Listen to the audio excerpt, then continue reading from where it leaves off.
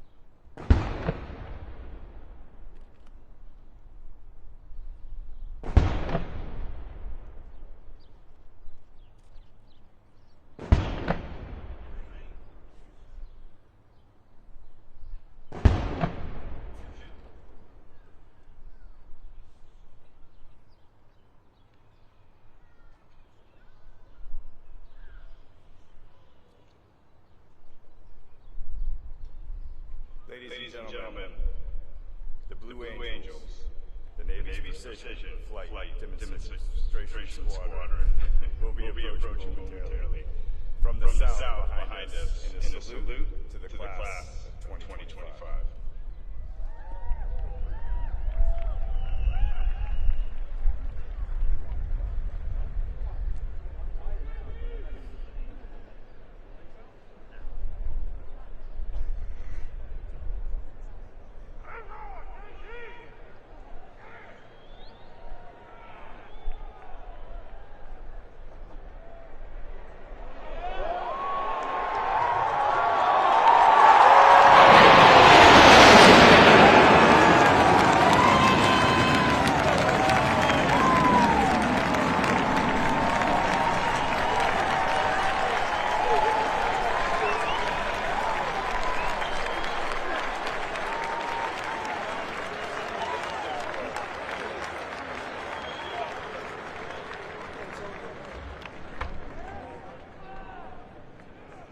Ladies and gentlemen, we invite all of our guests to remain standing for our national anthem, sung by Midshipman First Class Quinn Gonzalez, and then the invocation by Captain Maurice Buford, Chaplain Corps, United States Navy.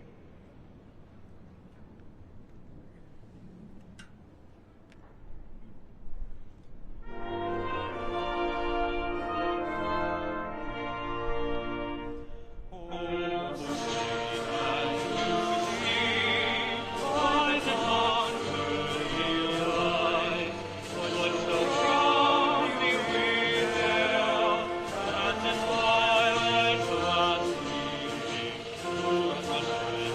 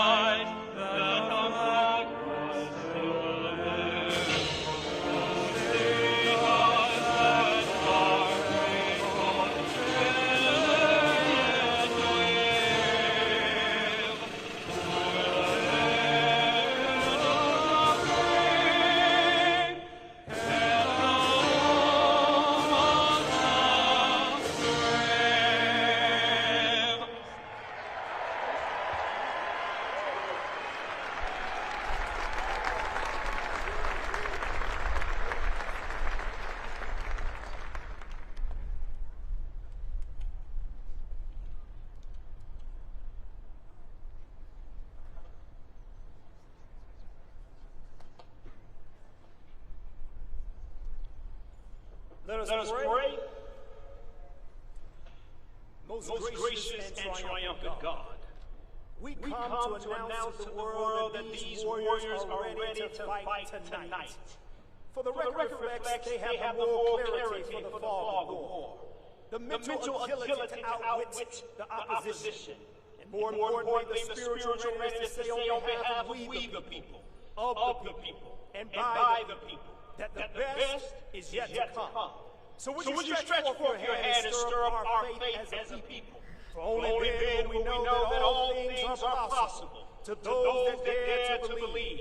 Now receive all of your glory, your power, and your honor forever. Amen. Please be seated. Ladies and gentlemen, the 65th Superintendent of the United States Naval Academy, Vice Admiral Yvette M. Davis.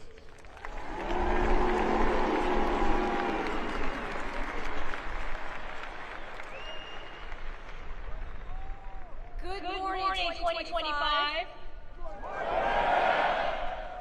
What a glorious day it is. Welcome to the graduation and commissioning for the great class of 2025.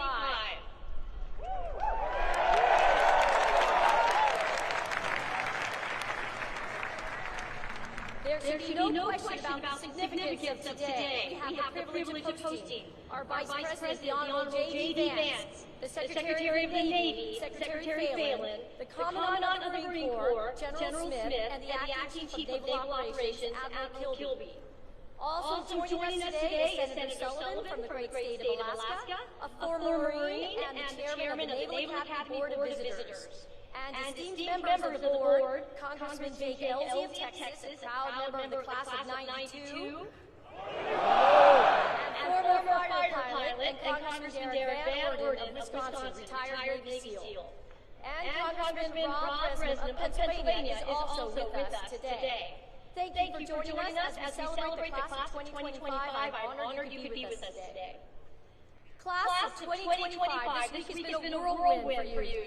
So please allow yourself a brief moment to take it all in. Look around. Go ahead at your classmates next to you. Now up to the stands. Find your family and friends and sponsor families and loved ones. Give them away.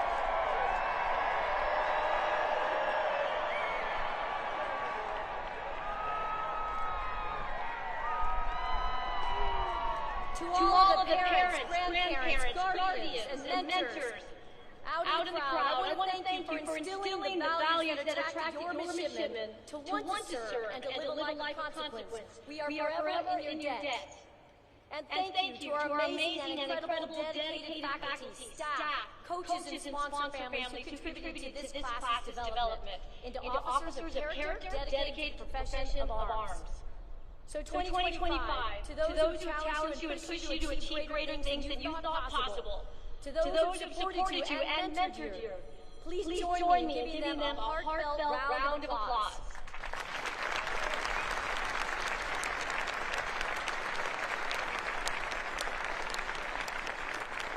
And thank you to all who have worked so diligently to set up this beautiful ceremony to make this commissioning week so special. We appreciate you. A special welcome to the members of the class of 1975,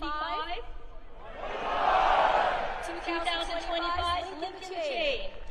50 years ago, they graduated from our academy, and today they represent that 50-year link and shared heritage for the class of 2025. Thank you, class of 75, for being so active in the lives of these midshipmen since I day, inspiring them with wisdom, insight, and legacy. Now, 2025, I again ask that you look around, but this time, look at the exquisite Navy Marine Memorial Stadium you are in. Around the stadium, you will find the names of several U.S. Navy battles, engagements, and pivotal moments in our history. These names represent the Navy and Marine Corps' legacy from 1775 to 1845 to today. Each and every one of you is now an integral part of that legacy. So 2025, look at these names, and now I want you each to pick one name that you can see, and I want you to remember that name, dedicate that name to memory. That name, it represents more than just a battle, more than just naval tactics and strategy or historical facts. The name you chose represents hundreds, thousands, or even hundreds of thousands of Americans, sailors, and Marines, naval officers who were once just like you, who rose to answer the call to service, who rose to the challenge of their age, and chose to risk all in the service of others. So 2025, while this stadium is a physical symbol and memorial to our Navy and our Marine Corps, always remember that you are the living legacy. You are the young people of our age who have chosen a life of service. Remember that name, and remember that you are assuming a rich heritage, a great honor, and a sacred obligation. But you have been preparing for this day and the assumption of those incredible responsibilities for the past 1,423 days since I-Day. Although this adventure is coming to a close, you are about to embark on many more. You are heading around the globe to places like Quantico, Pensacola, San Diego, Charleston, Norfolk, to Sasebo, Rhoda, and Hawaii, and to our international classmates who are soon to head home. A special congratulations to you. You each have an incredible future awaiting you. But no, Annapolis will always be here for you, and the Naval Academy will always be your home. And this moment right now, surrounded by your classmates and the legacy of those before you, this moment will be one of those that you will never forget. It will join other fond memories of crawling through mud and over obstacles at sea trials, bearing each other's weight as a team at Herndon twice, and swimming side by side at the first ever shellback ceremony. It will join memories of gloriously beating Army at every opportunity.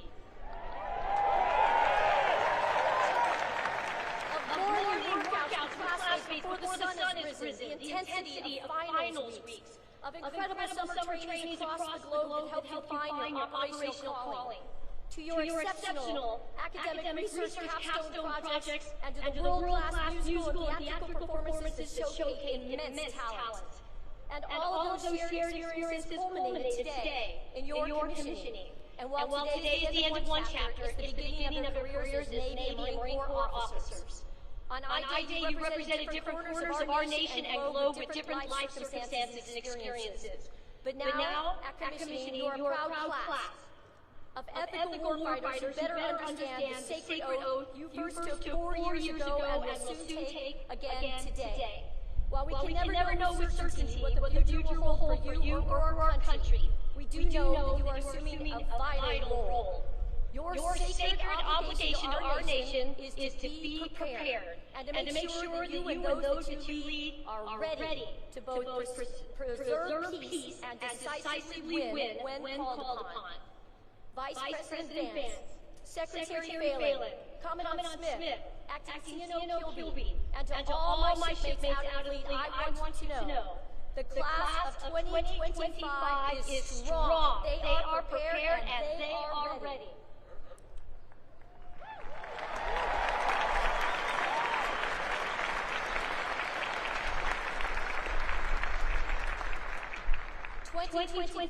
Your Naval Academy family is incredibly proud of you.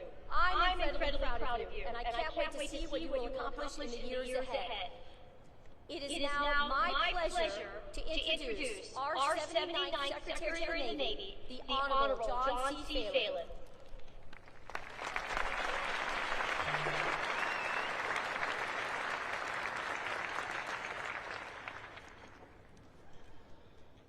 I've been to many events, but this may be the coolest visual I've seen, so congratulations, really awesome.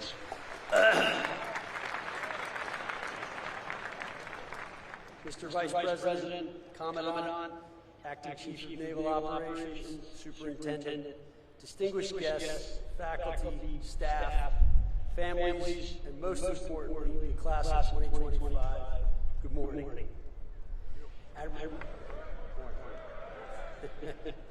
Admiral Davids, thank you for the kind introduction.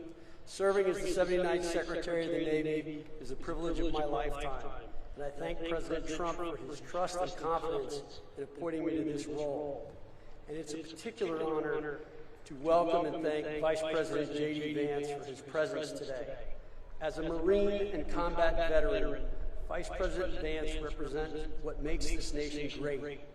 Courage forged through hardship, service defined by humility, and deep, unshakable belief that this country is worth fighting for.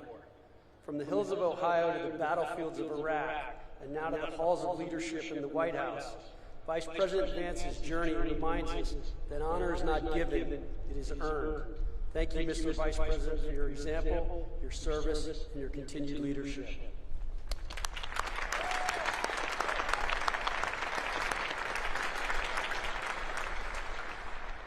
I'm truly honored and humbled to address the newest class of officers who will soon carry the weight of command and the hopes of our nation on their shoulders. You have earned the right to wear the uniform, not merely through the rigor of academics or the trials of Bancroft Hall, but through your daily commitment to something larger than yourselves. Today is a celebration, but it is also a moment of transition. In a matter of days, you will be entrusted with lives, with missions vital to our national security, and with the legacy of those who came before you. From today forward, you are more than midshipmen. You are leaders in the Navy and Marine Corps, officers in a force that stands guard over freedom on every ocean, in every time zone, every hour of every day. That's no small thing, but let me be honest with you. What you're about to step into is not easy. The pace of change is accelerating. The threats are growing more sophisticated. The burden of leadership is heavier than ever, but so is the opportunity. The opportunity to shape the future of naval warfare, the opportunity to lead diverse, talented teams in ways that will define missions and even save lives. The opportunity to be exactly the kind of leader the world needs now. Smart, grounded, resilient, humble, and courageous. What will define you from this moment on is not your commission or your class rank or even your service selection. What will define you is how you lead when the pressure is on, when the plan falls apart, when lives are at stake, and when everyone around you looks to you for calm and courage. Leadership is never about you, it's about those you serve. General John Lejeune had it right when he said the relationship between officers and enlisted must be like teacher and scholar, not superior and inferior. Your people will teach you more than you expect. Respect that. Learn from them. Lead them well. You are not simply to give orders. You are to grow those under your command into something better. Instill in them the core values of honor, courage, and commitment, not just with words, but through example. Now, a quick word about values: honor, courage, commitment. These aren't just words etched on academy walls or printed in manuals. They are your compass. And in a future filled with new technologies, cyber threats, and global instability, character will matter more than ever. You are inheriting a fleet that sails in a world full of complexity and consequence. We face adversaries who test the rule-based order at sea. We operate in an environment where innovation moves at the speed of relevance, and we must be agile, accountable, and adaptive, because lethality is just not about firepower. It is about clarity of purpose, efficiency of action, and unity of command. Admiral Rickover, the father of the nuclear navy, once said, "Responsibility is a unique concept. You may share it with others, but your portion is not diminished. You cannot delegate accountability. When the mission falters, your name is on the line. When it succeeds, share the credit. That is leadership. There will be days when you'll feel the weight or burden of leadership. That's natural. But on those days, remember this: you are not alone. You stand on the shoulders of those who came before you, and beside shipmates who will have your back in ways that will stay with you for the rest of your life. You are stepping into a future that will test you. But I believe, we believe, the American people believe you are ready. Ready to innovate, ready to inspire, ready to lead in a Navy and Marine Corps that is evolving, modernizing, and building a more lethal, adaptable, and resilient force. You are the future of that force. So take pride in what you've achieved, take responsibility for what comes next, and take care of those you are privileged to lead. Your commission is more than a contract. It is a covenant with the American people. They trust you to defend this nation with honor, to wield power with restraint, and to lead with integrity even when no one is watching. So class of 2025, step forward with confidence, but carry within you the humility of those who came before. From the decks of destroyers to the cockpits of strike aircraft, from forward operating bases to submarines beneath the sea, you'll be the tip of the spear and the steady hand behind it. In closing, know this, your country is proud of you, not just for what you've done, but for who you've chosen to become. You are not just graduates, you are defenders of the Constitution, ambassadors of liberty, and the next generation of American leaders. May God bless you, your families, and the United States of America. Congratulations on this well-deserved honor. Thank you.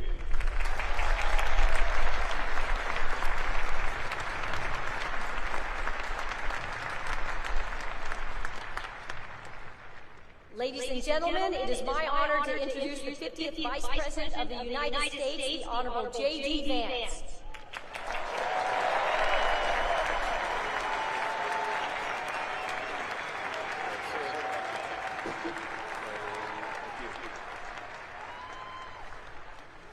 Well, it is great to be with you here on this incredible day, and I gotta say, it's a pretty cool trick where when people say good morning, you guys say it back in unison. So let me say good morning to the class of 2025.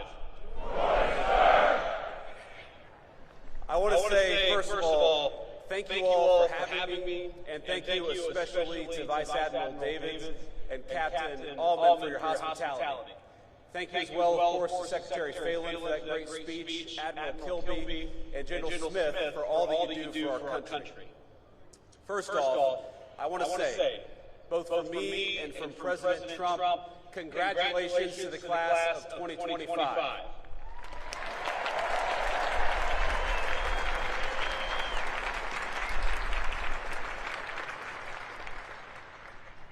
I want to say congratulations not just to you all, because you all certainly earned a great honor, but congratulations to the families, the friends, the faculty, plus the other midshipmen and service members who join us on this beautiful morning and share in this incredible day.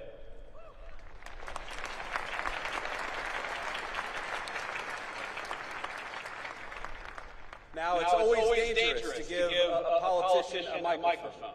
But I know that I am one of the very last things standing between you and your mission and your diploma.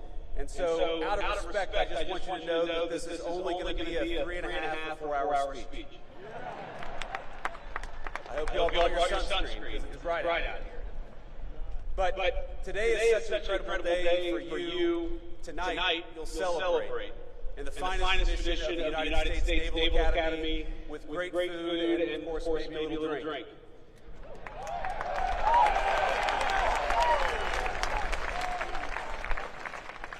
But I hope that as you celebrate, you remember that this is not just your day, as hard as you have worked for it. This day belongs to parents, grandparents, aunts, uncles, teachers, brothers, sisters, and so many others. You, all of you, are the product of an incredible legacy. People who worked hard to give you a good education, food on the table, and a sense of possibility. People who took you to church, to practices, to tutoring sessions. People who prayed for you when you struggled and celebrated with you at moments just like today. Most of you are fortunate enough to have someone here to celebrate with you. Some of you don't. But whether they are here with you or not, the very best piece of advice I can give you is to begin your life in the fleet with the spirit of gratitude. Be thankful for all the people gathered here today and those who aren't, because they made you who you are, and they got you where you are today.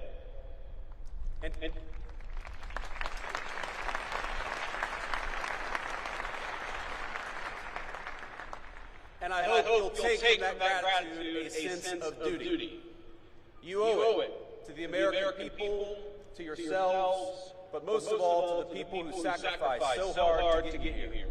You owe it to them to do the best job you can, and I know that is exactly what you're going to do. Now, it's customary in speeches like this for people like me to offer words of congratulations and maybe a little bit of advice. Of course, I just did exactly that. But you're not just graduates of some random university about to embark on careers in the private sector, and I'm not just giving another political speech. I'm your vice president. And the minute you walk off this stage with your diploma and your commission, you will be officers in the United States Navy and the United States Marine Corps, and that is an incredible thing.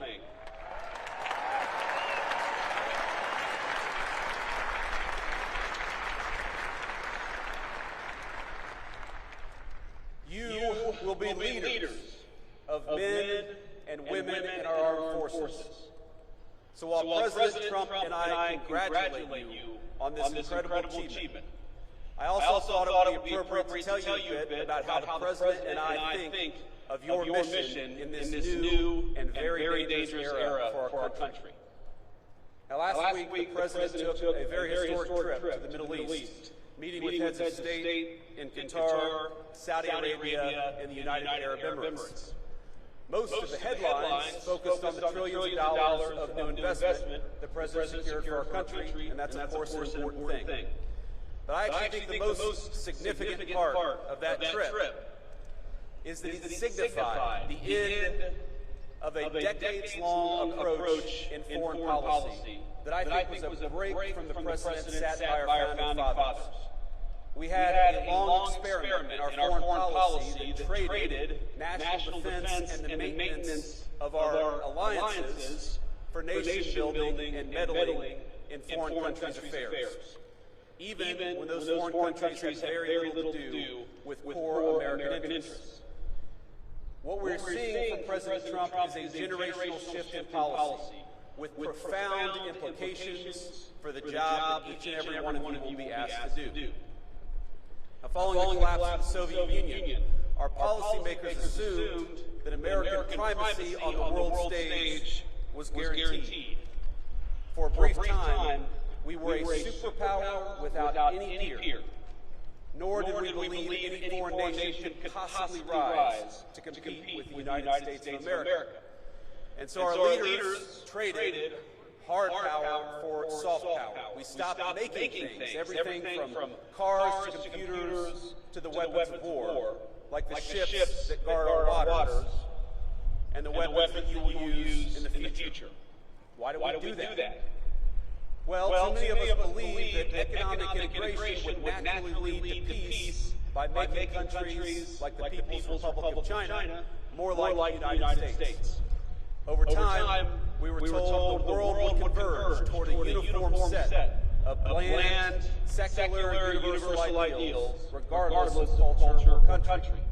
And those that didn't want to converge, well, our policymakers would make their goal to force them by any means necessary. So instead of devoting our energies to responding to the rise of near-peer competitors like China, our leaders pursued what they assumed would be easy jobs for the world's preeminent superpower.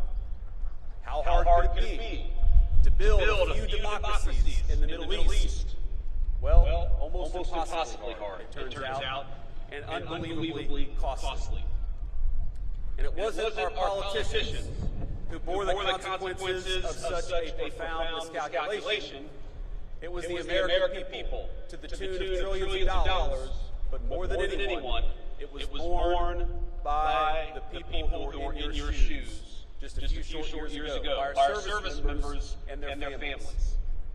The tens of thousands of warfighters who sacrificed precious time, energy, and in some cases their very lives in the line of duty. They are the ones who bore the cost of past failure.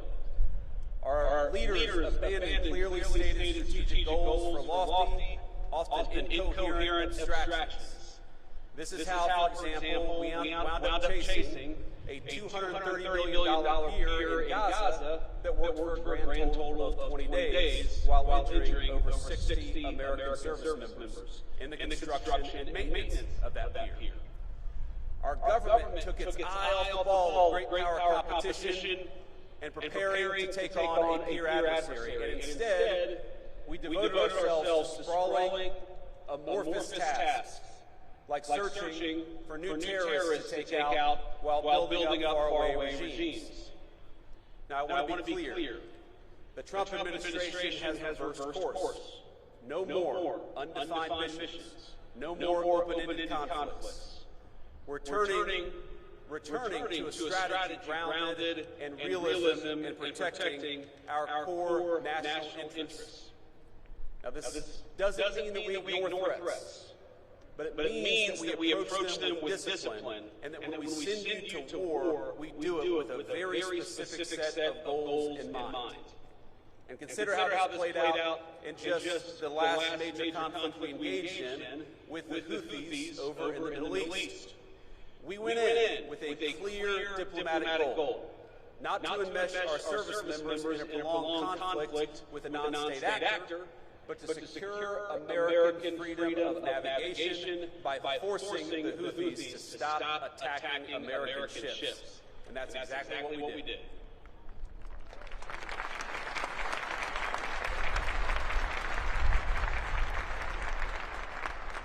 We pursued that goal through overwhelming force against Houthi military targets. In just the first 100 days of the administration, we were able to reach a ceasefire in a conflict that had been ongoing for nearly 2 years. That's how military power should be used, decisively with a clear objective. We ought to be cautious in deciding to throw a punch, but when we throw a punch, we throw a punch hard, and we do it decisively, and that's exactly what we may ask you to do.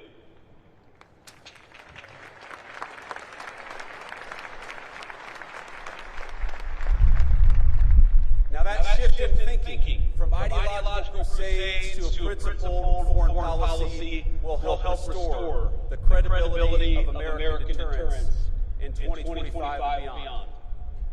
With the Trump administration, our adversaries now know when the United States sets a red line, it will be enforced. And when we engage, we do so with purpose, with superior force, with superior weapons, and with the best people anywhere in the world.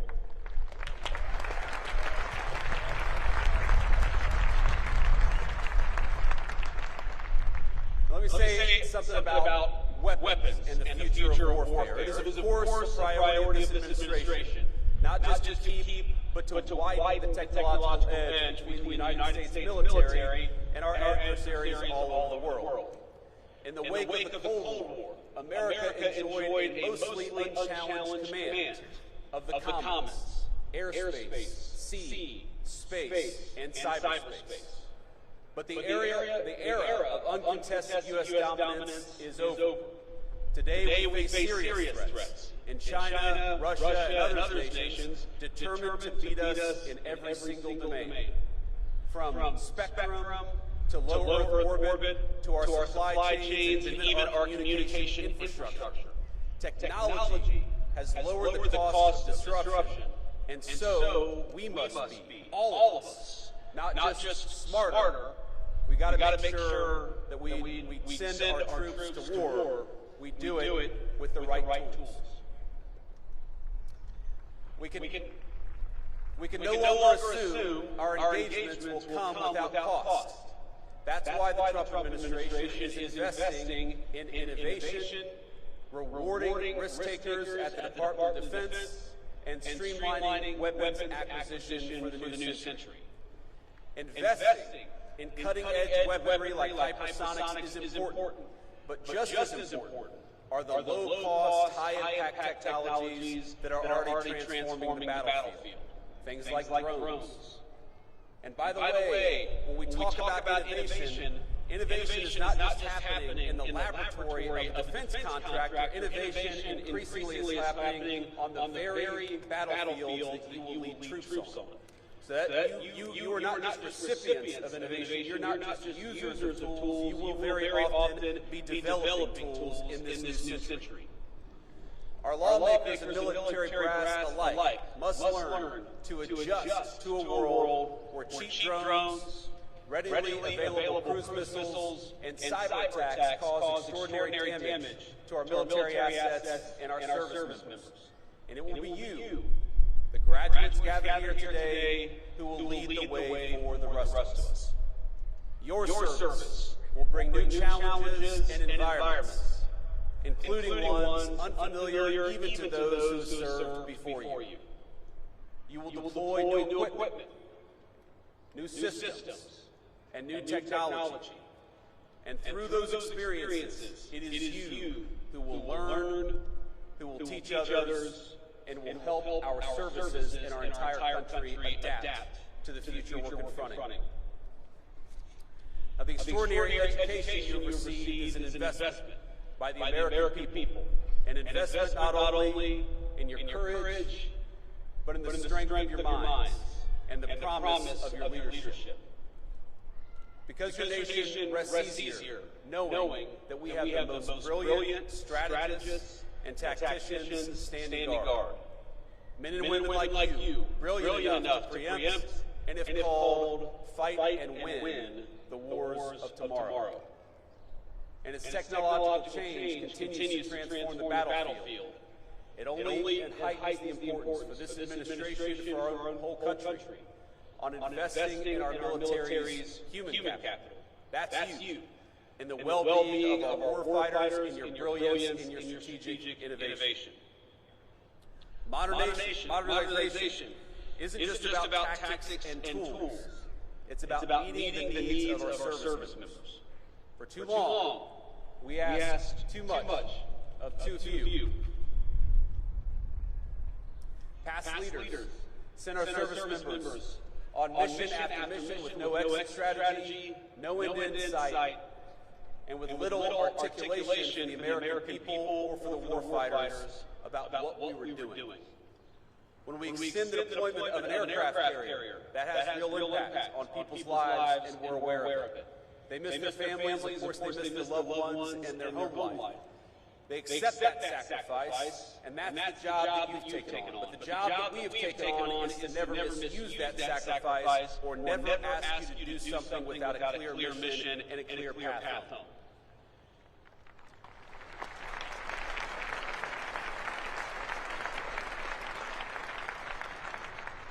The Trump administration recognizes that our most valuable resources, it's you. It's young people who are brave enough to put on the uniform and risk your life for this country. And we promise, I promise, to cultivate that resource, to protect it, and to use it only when the national interest demands. And what makes your new life so unique is that you must take multiple perspectives. You will be junior officers, of course, answerable to commanders, captains, admirals, generals, and people like me. You will have to follow orders, even when you don't want to. And if I can offer one piece of advice from a junior enlisted guy to a bunch of new officers, to say that when you say, all do it with all due respect, that is not a get-out-of-jail-free card. I got you guys are laughing back here. I got chewed out more times than I can remember because I assumed that I could say whatever I wanted to, so long as I said with all due respect before it. That's not how it works out. You learn that the hard way. But importantly, you are not just following orders. More often than not, you will be giving them. And just as I see you as our most precious resource, so you must see the men and women who call you sir and ma'am as your most sacred charge. You will not just be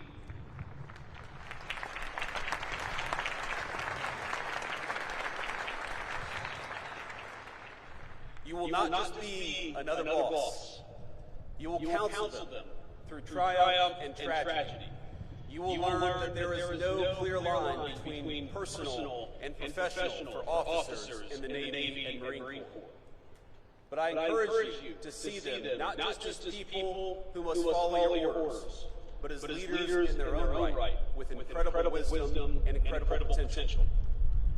Now this is shocking to think about, but there are senior enlisted people who started their careers in the Navy or the Marine Corps before you were born, who will call you sir and ma'am and follow your orders.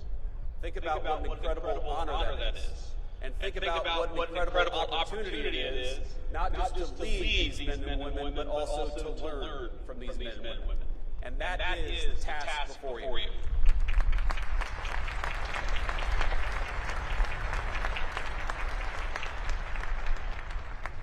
You will lean on that experience, of course, but still, you're very often, more often than not, going to be the one in charge.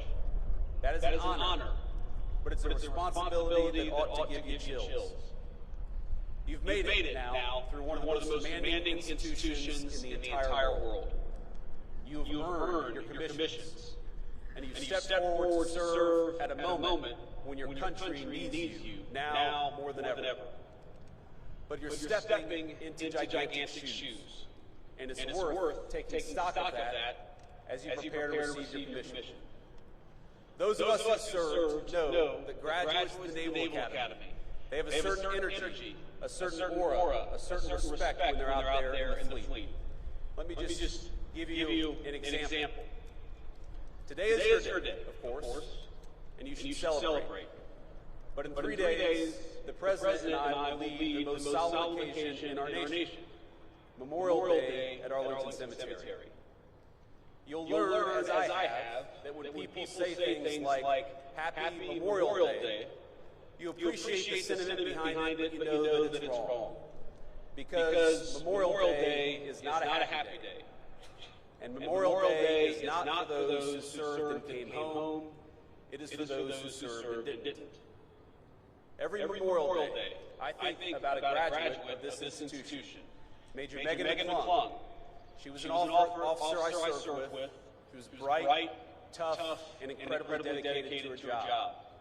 She arrived in Iraq not long after me, and was killed in action not long after that. She loved this institution, and like so many that came before her, she built on its legacy in the way that she served her country. Now, there are so many stories of great service in this institution. I look at these signs on this stadium, Belleau Wood, Midway, Guadalcanal. These are battles I read about in history books or learned about when I was a United States Marine. If you just try to read a list of the people who served after graduating from this institution, the list is almost so long you can't get through it.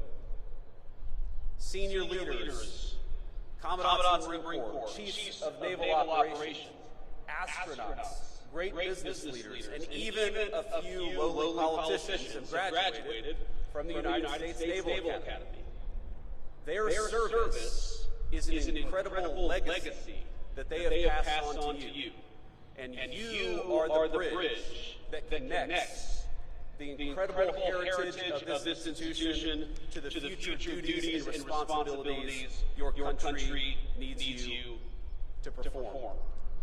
That's an incredible honor, but it's also an incredible responsibility, and I hope you take it seriously. People look at you as graduates of the Naval Academy in a different way than they look at most of the people that you will meet every single day.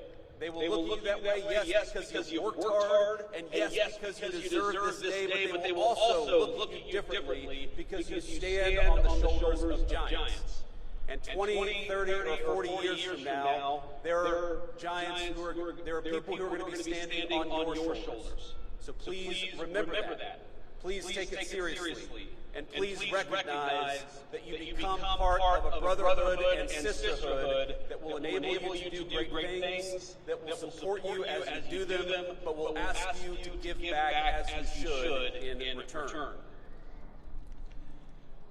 You are the inheritors of a national tradition dating back 250 years. It began with John Paul Jones, and the founders of this country asked the United States Navy to take on the most powerful Navy on Earth, and we won. Our first patriots knew the stakes. They did not seek out war. They did everything they could to advocate and petition for their own liberties. But when the time came, they raised the military, they raised the Navy, and they fought like hell. Their examples lives on in all of you. In their courage, we see the roots of your calling to be strong but not reckless, to seek peace but never at the expense of liberty, to hold firm to your convictions, even when the cost is high. Now, I want to say to all of you, I've been Vice President for all of about 120 days. And this summer, I will celebrate my 41st birthday. but I have never, in those 41 years, been so proud as I am today. To honor you, to celebrate you, and to congratulate you on a job well done.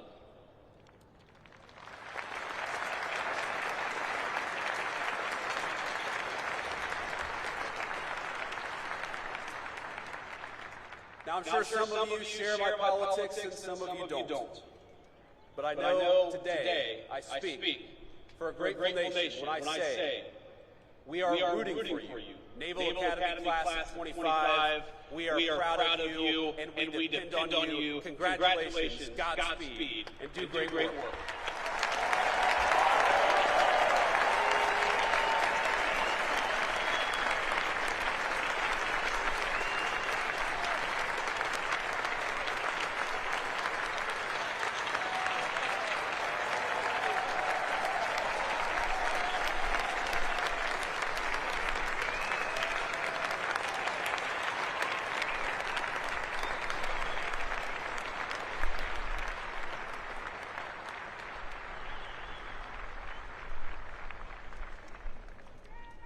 Thank you, sir. We'll now confer the degrees. The academic dean and provost of the United States Naval Academy, Dr. Samara L. Pyre.